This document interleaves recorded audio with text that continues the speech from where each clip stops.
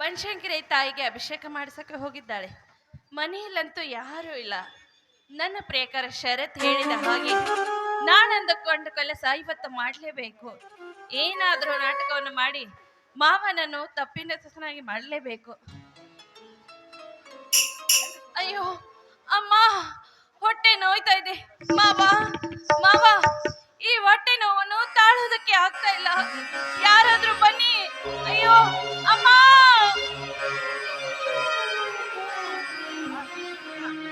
ಯಾಕಮ್ಮ ಒಂದೇ ಸೋನ ಚಿರುತಿಯಲ್ಲ, ಏನಾಗಿದೆ ನಿನಗೆ? ಮಾವ, ಇವತ್ತು ಬೆಳಿಗ್ಗೆ ತಂಗಳನ್ನ ತಿಂದುಬಿಟ್ಟೆ. ಅದಕ್ಕೆ ಹೊಟ್ಟೆ ತುಂಬಾ ನೋವ್ತಾ ಇದೆ ಮಾವ. ನನಗೆ ನೋವು ತಾಳೋದಕ್ಕೆ ಆಗ್ತಾ ಇಲ್ಲ. ಅಯ್ಯೋ ಅಮ್ಮ, ಮಾವ ನಾನು ಸತ್ತೇ ಹೋಗ್ತೀನಿ ಮಾವ. ಹುಚ್ಚಮ್ಮ, ಬೆಳಗ್ಗೆ ಎದ್ದು ತಂಗಳು ಊಟ ಮಾಡಿದ್ದರಲ್ಲಿ ತಪ್ಪೇನಿಲ್ಲಮ್ಮ. ನೀನು ಸ್ವಲ್ಪ ತೆಳ್ಳಗೆ ಇದೆಯಲ್ಲ, ಅದಕ್ಕೆ ನಿನ್ನ ಹೊಟ್ಟೆಯಲ್ಲಿ ಗಂಟು ಸರಿದು ಚುಚ್ಚುತ್ತಾ ಇರಬೇಕು. ನೀನು ಸ್ವಲ್ಪ ವಿಶ್ರಾಂತಿ ತೆಗೆದುಕೋ ಅಮ್ಮ. ನಾನು ಬೇಗನೆ ಹೋಗಿ ಡಾಕ್ಟರ್ನ ಕರೆದುಕೊಂಡು ಬರ್ತೀನಿ. ಇರ್ಲಿ ಬೇಡಿ, ಬೇಡ ಮಾವ. ಸುಮ್ನೆ ನೀವ್ಯಾಕೆ ತೊಂದರೆ ತೆಗೆದುಕೊಳ್ತೀರ? ಇನ್ನು ಸ್ವಲ್ಪ ಹೊತ್ತಿನಲ್ಲಿ ನಿಮ್ ತಮ್ಮ ಬರ್ತಾರೆ. ನಿಮ್ ತಮ್ಮನ ಕರೆದುಕೊಂಡು ನಾನೇ ಹಾಸ್ಪಿಟ್ಲಿಗೆ ಹೋಗಿ ಬರ್ತೇನೆ. ಅಯ್ಯೋ ಅಮ್ಮ, ಮಾವ ಆಗ್ತಾ ಇಲ್ಲ. ಹೊಟ್ಟೆ ತುಂಬಾ ನೋಯ್ತಾ ಇದೆ. ನಾನು ಸತ್ತೇ ಹೋಗ್ತೀನಿ. ಅಯ್ಯೋ ಅಮ್ಮ. ಮಾವ, ನೀವೇ ನಿಮ್ ಕೈಯಾರಿ ಹೊಟ್ಟೆಯಲ್ಲಿರುವ ಗಂಟನ್ನು ತಿಕ್ಕಿ ನೀವೇ ಸಮಾಧಾನ ಮಾಡಿ ಮಾವ. ಅಮ್ಮ, ಮಾವ ಆಗ್ತಾ ಇಲ್ಲ ಮಾವ, ಹೊಟ್ಟೆ ತುಂಬಾ ನೋಯ್ತಾ ಇದೆ. ಹಾಗಾದರೆ ಈ ಕಾಟದ ಮೇಲೆ ಮಲಗಬಾರಮ್ಮ. ನಿನ್ನ ಹೊಟ್ಟೆಯಲ್ಲಿ ಚುಚ್ಚುವ ಗಂಟನ್ನು ತಿಕ್ಕಿಸಿ ಕುಂಡರಿಸುತ್ತೆ, ಬಾರಮ್ಮ.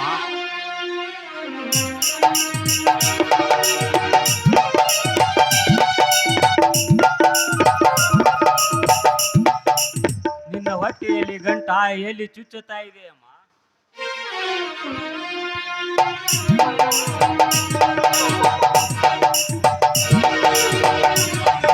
ಅಣ್ಣ, ಗಂಗಾ, ಇದು ಎಂತ ಹೇಸಿ ಕೃತ್ಯವನ್ನು ನಡೆಸಿದ್ದೀರಾ ನೀವು?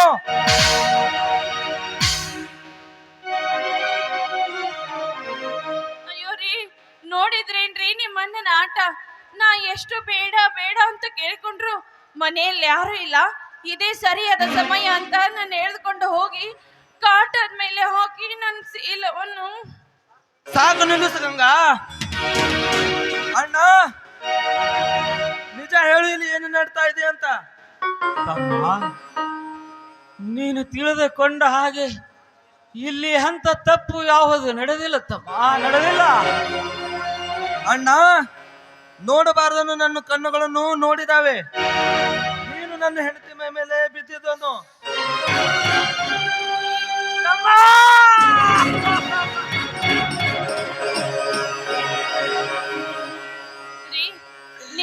ಎಂತ ಕೆಟ್ಟ ಮಾತುಗಳನ್ನು ಆಡುತ್ತೋ ತಮ್ಮ.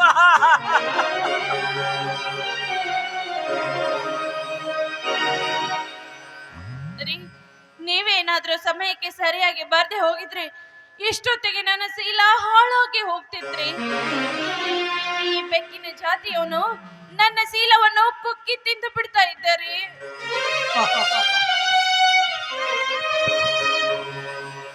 ಗಂಗಾ ಗಂಗಾ,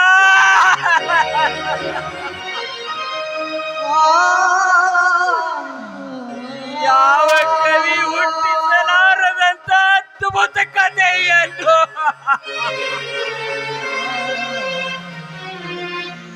ಕೇವಲ 5 ನಿಮಿಷದಲ್ಲಿ ರಚಿಸಿ ಅದರಲ್ಲಿ ನೀನೇ ಪಾತ್ರ ಅಭಿನಯಿಸಿ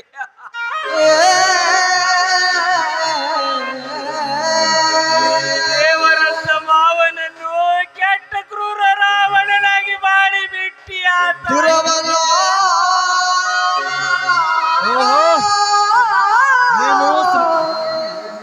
ನೀನು ಶ್ರೀರಾಮಚಂದ್ರನ ಕುಡಿ. ನಿನಗೆ ಯಾಕೆ ಆ ಕೆಟ್ಟ ರಾವಣನ ಪಟ್ಟ? ಅಣ್ಣ, ಭೂಮಿ ಮೇಲೆ ಗಂಡಸಾಗಿ ಹುಟ್ಟದ ಮೇಲೆ ಕಾಮ ಪ್ರೇಮ ಅನ್ನೋದು ಸ್ವಾಭಾವಿಕ.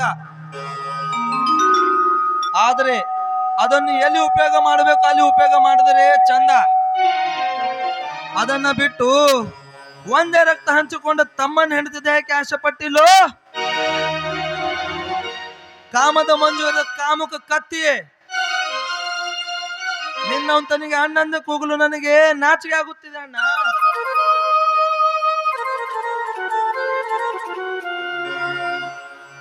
ನಿಜವಿದೆ ತಮ್ಮ, ನೀನಾಡುವ ಮಾತವನ್ನು ಪ್ರತ್ಯಕ್ಷ ಕಂಡು ಪ್ರಮಾಣಿಸಿ ನೋಡಬೇಕು.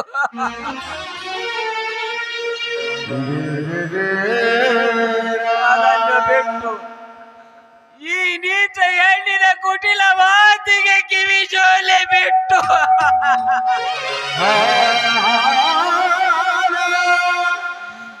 ಒಬ್ಬ ದಯಾಳ ಅಣ್ಣನನ್ನು ಕೆಟ್ಟವನಾಗಿ ಮಾಡಿದೆಯಲ್ಲ ತಮ್ಮ, ಕೆಟ್ಟವನಾಗಿ ಮಾಡಿದೆ ತಮ್ಮ. ಇವಳು ಗೃಹಿಣಿ ಹೆಣ್ಣಲ್ಲ ತಮ್ಮ, ಗೃಹಿಣಿ ಹೆಣ್ಣಲ್ಲ. ನೋಡಿದ್ರಿ ಮಾನವಂತರ ಮನೆಯ ಮುರಿಯಲ ಬಂದ ಮನೆ ಹಾಳೆ ತಮ್ಮ, ಇವಳು ಗೃಹಿಣಿ.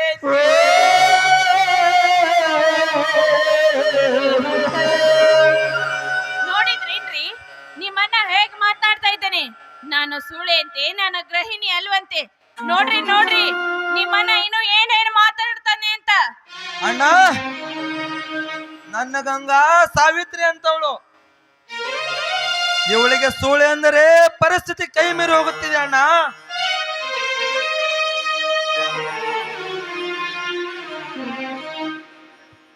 ತಮ್ಮ, ಇವಳು ಈ ಮರಿಯನ್ನು ಮನೆಯ ಮುರಿಯಲು ಹಾಕಿದ ಕಥೆಯಲ್ಲಿ ಆ ಕಥೆಯ ತಿರುಪು ನಾನು ಅರ್ಥ ಮಾಡಿಕೊಳ್ಳದೆ ಬೆಳ್ಳಗೆ ಇದ್ದಿದ್ದೆಲ್ಲ ಹಾಲೆಂದು ಭಾವಿಸಿದೆ ತಮ್ಮ.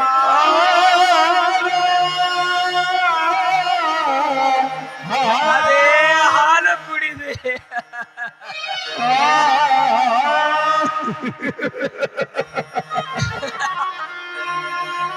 ಕುಡಿದ ಮೇಲೆ ಗೊತ್ತಾಯಿತು ನಾನು ಕುಡಿದಿರುವುದು ಹಾಲಲ್ಲ,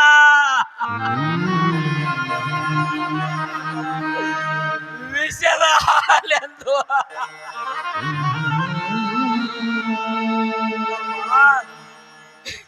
ಹಿರಿಯರು ಒಂದು ಮಾತು ಹೇಳಿದ್ದಾರೆ, ಎಣ್ಣೆ ಮಾಯೆ ಗಂಡು ನಾಯೇ. ಅಣ್ಣ, ತುಂಬಿದ ಸಂಸಾರದ ಬಂಡಿಯನ್ನು ಜೋಡು ಬಸವಣ್ಣಗಳ ಹೆಗಲ ಮೇಲೆ ನೊಗ ಹೊತ್ತಕೊಂಡು ಬದುಕು ಎಂಬ ರಸ್ತೆಯಲ್ಲಿ ನಡೆಯುವಾಗ ಒಂದು ಬಸವಣ್ಣ ಕಾಮದ ಬೀದಿ ಬಸವಣ್ಣ ಆದ್ರೆ ಇನ್ನೊಂದು ಬಸವಣ್ಣ ಹೆಗಲಿಗೆ ಹೆಗಲು ಕೊಟ್ಟು ಸಂಸಾರದ ಬಂಡಿ ಏಳಲು ಸಾಧ್ಯವೇ?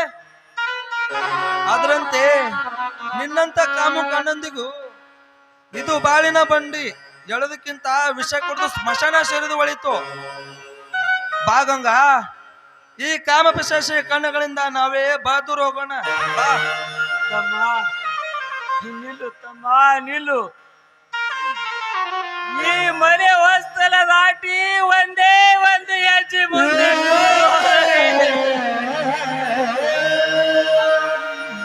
ನನ್ನ ನಾಳೆ ಆಗಿದೆ ತಮ್ಮ, ನನ್ನ ನಾಳೆ ಆಗಿದೆ ತಮ್ಮ. ನೀನು ಚಿಕ್ಕವನಿದ್ದಾಗ ತಾಯಿ ಪ್ರಾಣ ಬಿಡುವಾಗ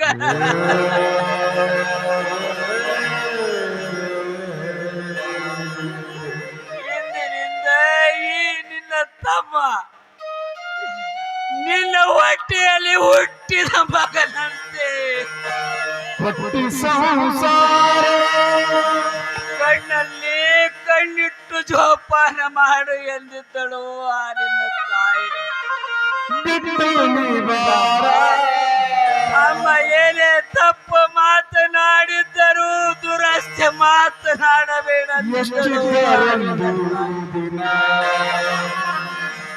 ಆ ತಾಯಿಗೋಸ್ಕರವಾದರೂ ಇನ್ನು ನೀನು ಈ ಮನೆ ಬಿಟ್ಟು ಹೋಗಬೇಡ ತಮ್ಮ. ಈ ಮನೆ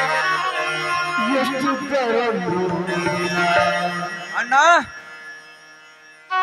ಸಾಕು, ನಿಲ್ಲಿಸಿ ನಿನ್ನ ಕಣ್ಣೀರನ್ನ ನಾಟಕ. ಇಂಥ ಸಮಯದಲ್ಲಿ ತಾಯಿ ನೆನಪು ತೆಗೆದರೆ ನೀನು ಮಾಡಿದ ಕೆಟ್ಟ ಕೃತಿಯನ್ನು ಕ್ಷಮಿಸುತ್ತಾನೆ ಎಂದು ತಿಳಿದಿದೆಯಾ? ಅಣ್ಣ, ಇಲ್ಲಿವರೆಗೂ ಯಾವುದು ಸಂಜೀವನೆಂದು ನಾನು ನಂಬಿದೆ. ಇಂದು ಅದೇ ನನ್ನ ಬಾಳಿನ ಸೂಜಿ ಆಯಿತು. ಇನ್ನು ಮುಂದೆ ಈ ಮನೆಯಲ್ಲಿ ನಾನಿರಬೇಕು, ಇಲ್ಲ ನೀನಿರಬೇಕು. ಬೇಗ ತೀರ್ಮಾನಿಸು ಅಣ್ಣ. ತಮ್ಮ, ನಿನಗಿಂತ ಹೆಚ್ಚಿಂದು ಏನು ಇಲ್ಲ ತಮ್ಮ, ಏನು ಇಲ್ಲ. ನಾನೇ ಮನೆ ಬಿಟ್ಟು ಹೋಗುತ್ತೇನೆ. ಆದರೆ ಮಾಡಲಾರದ ತಪ್ಪಿಗಾಗಿ ಎಲ್ಲಿಯಾದರೂ ಗುಡಿಸಲ ಕಟ್ಟಿಕೊಂಡೇ ಇರುತ್ತೇನೆ.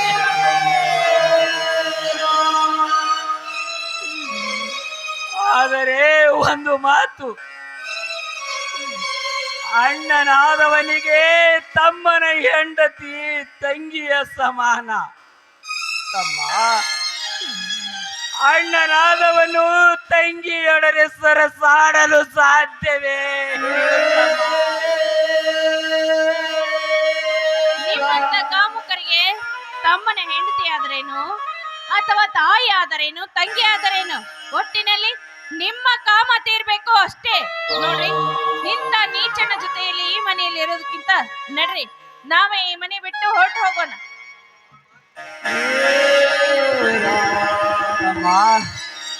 ಈ ಮನೆಯ ಗೌರವದ ಪ್ರಶ್ನೆ ನೀವಿಬ್ಬರ ಕಾಲಿಡಿದು ಬೇಡಿಕೊಳ್ಳುತ್ತೀರಿ.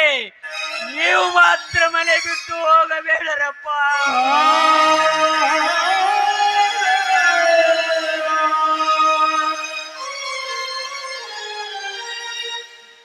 ಸ್ವಾಮಿ, ಏನು ನಡೀತಾ ಇದೆ ಈ ಮನೆಯಲ್ಲಿ? ಬಾ ಅಕ್ಕ ಬಾ, ಇಲ್ಲಿ ಶ್ರೀಕೃಷ್ಣ ಪಾರಿಜಾತ ನಾಟಕ ನಡೀತೈತಿ. ತಂಗಿ, ನಿನ್ನ ಮಾತಿನ ಅರ್ಥ ನನಗಾಗಲಿಲ್ಲ. ಅದಕ್ಕೆ ಅಮ್ಮ, ನಿಮಗೆ ಚೆನ್ನಾಗಿ ಅರ್ಥವಾಗಬೇಕಾದ್ರೆ ಇಲ್ಲಿ ನಿಂತಿದ್ದೀನಲ್ಲ ಈ ಮಹಾಪುರುಷನೇ ಕೇಳಿ. ಸ್ವಾಮಿ, ಇವರಿಬ್ಬರ ಕಾಲು ಹಿಡಿಯುವ ಉದ್ದೇಶವಾದ್ರೂ ಏನು ಹೇಳಿ? ನೀವೇನು ತಪ್ಪು ಮಾಡಿದ್ದೀರಾ?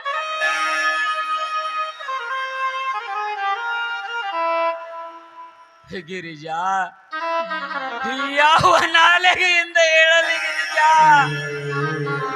ಯಾವ ನಾಲಿಗೆಯಿಂದ ಹೇಳಲಿ? ಯಾವುದು ಹೂವೆಂದು ಅಕ್ಕರೆಯಿಂದ ಮುದ್ದಿಟ್ಟು ಮನೆ ತುಂಬಿಸಿಕೊಂಡೆವು, ಅದೇ ಹೂವು ನನ್ನ ಪಾಲಿಗೆ ವಿಷದವಾಗಿ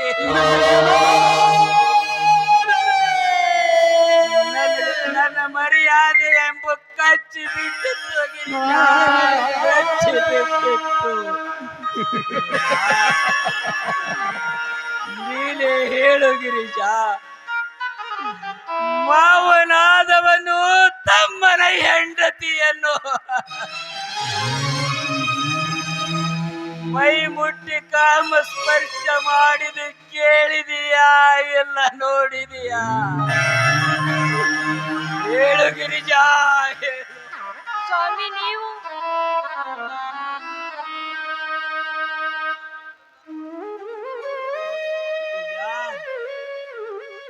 ನಡೆದಿದ್ದನ್ನು ಬಾಯಿ ಬಿಚ್ಚಿ ಹೇಳುತ್ತೀನಿ, ಕೇಳು. ನೀನು ಮತ್ತೆ ಗೌತಮ ಮನೆಯಲ್ಲಿ ಇಲ್ಲದಾಗ ಈ ಸೋಗಲಾಡಿ ಹೊಟ್ಟೆ ತುಂಬಾ ಚುಚ್ಚುತ್ತಾ ಇದೆ. ಬಂದು ಸ್ವಲ್ಪ ಗಂಟನ್ನು ತಿಕ್ಕಿಸಿ ಕುಂಡಿರೆ ಶೋಭ ಅಂತ ಕರೆದಳು ಗಿರಿಜಾ, ಕರೆದಳು. ಆದರೆ ನಾನು ಇಂದು ಮುಂದೆ ಆಲೋಚನೆ ಮಾಡದೆ ಗಂಟನ್ನು ತಿಕ್ಕುವಾಗ ನನ್ನ ಕೈ ಹಿಡಿದು ಮೈ ಮೇಲೆ ಕಡಿಬಿಕೊಂಡಳು ಗಿರಿಜಾ,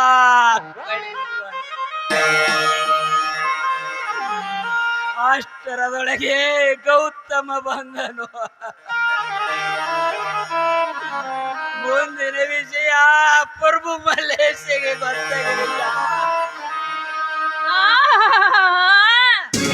ಮಾಡುವ ತಪ್ಪನ್ನು ಮಾಡಿ ಈಗ ಏನು ಗೊತ್ತೇ ಇಲ್ಲ ಅನ್ನೋ ಹಾಗೆ ಹೇಗೆ ನಾಟಕ ಮಾಡ್ತಿದ್ದ ನೋಡ್ರಿ ನಿಮ್ಮಣ್ಣ. ಮಾತಿನ ಶೈಲಿಯನ್ನೇ ಬದಲಾಯಿಸ್ತಿದ್ದ ನಿಮ್ಮಣ್ಣ.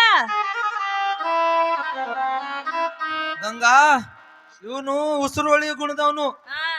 ಕಾಮನ ಬಿಲ್ಲಿನ ಬಣ್ಣಗಳಂತೆ ಮಾತುಗಳನ್ನು ಬದಲಿಸುತ್ತಾನೆ. ಅತ್ತಿಗೆ ಅಮ್ಮ, ನಾನೇ ನನ್ನ ಕಣ್ಣಾರೆ ನೋಡಿನಿ ನನ್ನ ಹೆಂಡತಿಯನ್ನ ಅಪ್ಪಿಕೊಂಡಿದ್ದು.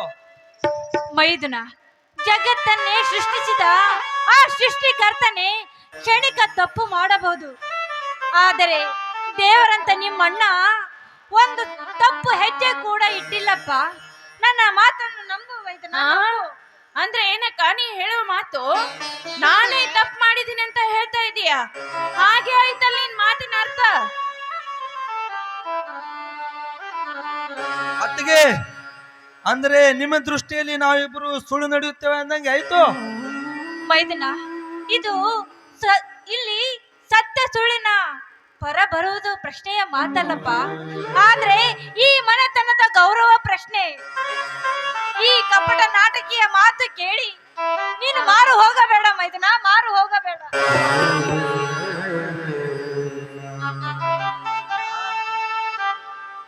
ನೀನು ಅವರಿಗೆ ಎಷ್ಟೇ ತಿಳಿಸಿ ಹೇಳಿದ್ದರು ಬೋರಗಲ್ಲಿನ ಮೇಲೆ ಮಳೆ ಹನೆ ಸುರದಂತೆ ಗಿರಿಜಾ, ಮಳೆ ಹನೆ ಸುರ.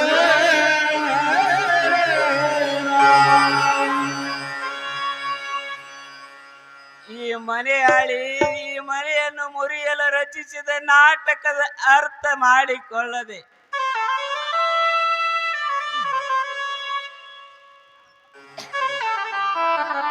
ನಾಟಕದ ಅರ್ಥ ತಿಳಿದುಕೊಳ್ಳದೆ ನಾನು ತಪ್ಪು ಮಾಡಿ ಗಿರಿಜಾ, ತಪ್ಪು ಮಾಡಿ ಹೇಳಿನ ಬಳಿಯೆಲ್ಲ ಸಿಕ್ಕ ಉಳವಿನ ಸ್ಥಿತಿಯಂತೆ ಆಗಿದೆ ನನ್ನ ಬಾಳು. ಗಿರಿಜಾ, ನಾವಿಬ್ಬರು ಈ ಬಲಿಯನ್ನು ಬಿಟ್ಟು ಎಲ್ಲಿಯಾದರೂ ಬಹುದೂರ ಹೊರಟು ಹೋಗುನು. ಬಾಗಿರಿಜಾ, ಹೊರಟು. ಸ್ವಾಮಿ, ನಾವು ಯಾವ ತಪ್ಪು ಮಾಡಿದ್ದೇವೆ ಎಂದು ನಮಗೆ ಈ ರೀತಿ ಶಿಕ್ಷೆ ಕೊಡ್ತಾ ಇದ್ದೀವಿ. ಗಿರಿಜಾ, ಧರ್ಮರಾಜ ತಪ್ಪು ಮಾಡದೆ ಕಾಡು ಸೇರಿದ್ದ. ಸತ್ಯ ಹರಿಶ್ಚಂದ್ರನು ತಪ್ಪ ಮಾಡದೆ ಸುಡಗಾಡ ಕಾಯ್ದ. ವಿಧಿ ಆಟ ಬಲ್ಲವರು ಯಾರು ಗಿರಿಜಾ, ಬಲ್ಲವರು ಯಾರು? ತಮ್ಮ, ಇನ್ನು ಮುಂದಾದರೂ ಈ ಹೆಂಡತಿಯ ಗುಲಾಮನಾಗದೆ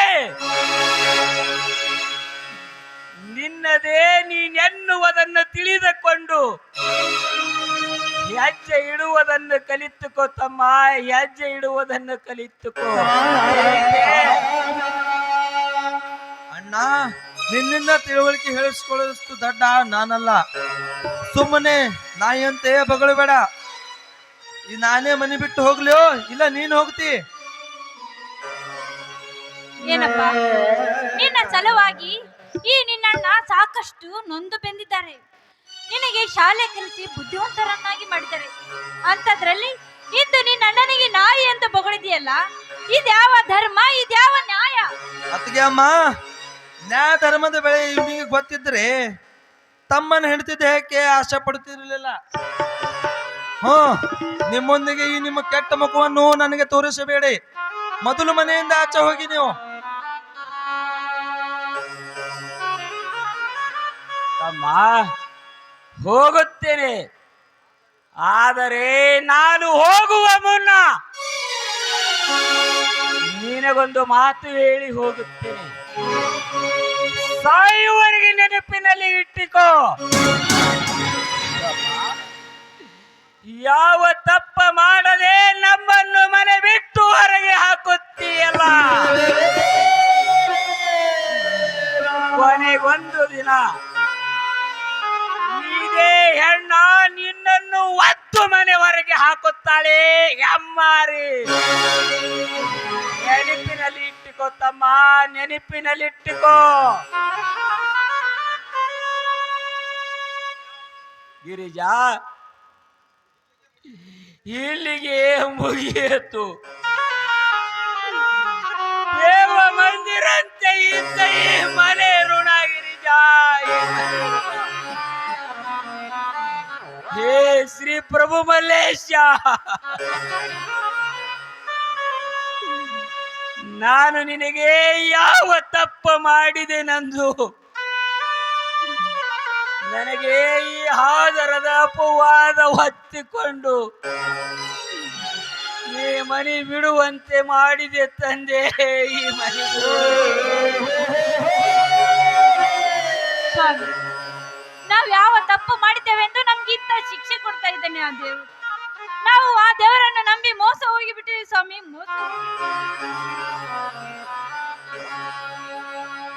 ಗಿರಿಜಾ, ವಿಧಿಯ ಸಂಕಲ್ಪ ಅದರದೇನು?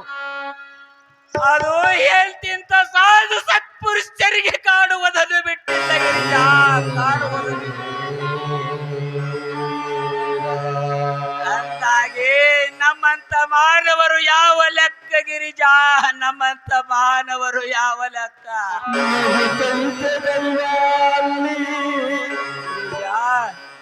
ಈ ಪ್ರಪಂಚ ತುಂಬಾ ವಿಶಾಲವಾಗಿದೆ. ಎಲ್ಲಿಯಾದರೂ ಇರುವಷ್ಟ ದಿನ ಎದ್ದು ಕಾಲ ಕಳೆಯೋ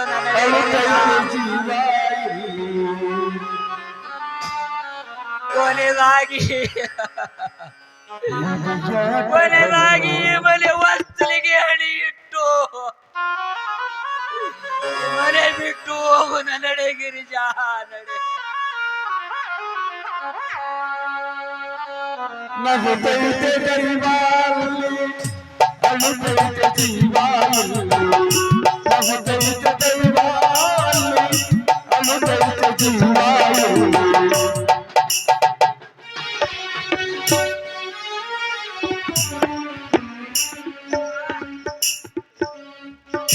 ವಿಧಿಯಾಟ ಬಲ್ಲೂರ ಮಾನವ, ವಿಧಿಯಾಟ ಬಲ್ಲೂರ. ಗಂಗಾ, ಈಗ ಸಂತೋಷ ಆಯ್ತೆ ನಿನಗೆ? ಯಾಕ್ರಿ, ನಾನಷ್ಟೇ ಸಂತೋಷವಾಗಿದ್ದೇನೆ, ನಿಮಗೂ ಕೂಡ ಸಂತೋಷವಾಯ್ತಲ್ವೇ? ನಿಮ್ಮ ಸಂತೋಷನೇ ನನ್ನ ಸಂತೋಷ. ಗಂಗಾ, ಇನ್ನು ಮುಂದೆ ಈ ಮನೆಯಲ್ಲಿ ನಾನೇ ರಾಜ, ನೀನೇ ರಾಣಿ. ಹೌದು, ಇವತ್ತಿನಿಂದ ನಮಗೆ ಹೇಳೋರು ಕೇಳೋರು ಯಾರು ಇಲ್ಲ ಕಣೆ. ಇದ್ದಾರೆ, ಒಬ್ರು ಇದ್ದಾರೆ. ಯಾರು? ನನ್ನೊಂದಿಗೆ ನೀವಿದ್ದೀರಾ, ಬೇರೆ ಯಾರಿದ್ದಾರೆ? ನಿಮ್ಮೊಂದಿಗೆ ನಾನಿದ್ದೇನೆ. ಓ, ಹಾಗಾದ್ರೆ ಸಂತೋಷವಾಗಿ ಹಾಡು ಒಂದು ಗೀತೆ. ಹಾಗೆ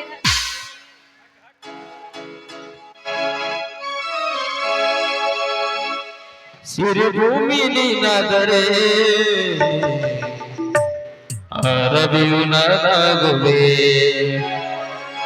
ಹೃದಯ ಗೀತೆಯ ಪ್ರೇಮ ಕವಿತೆಯ ಹಾಡೋಣ ಹಂಸಗೀತೆ.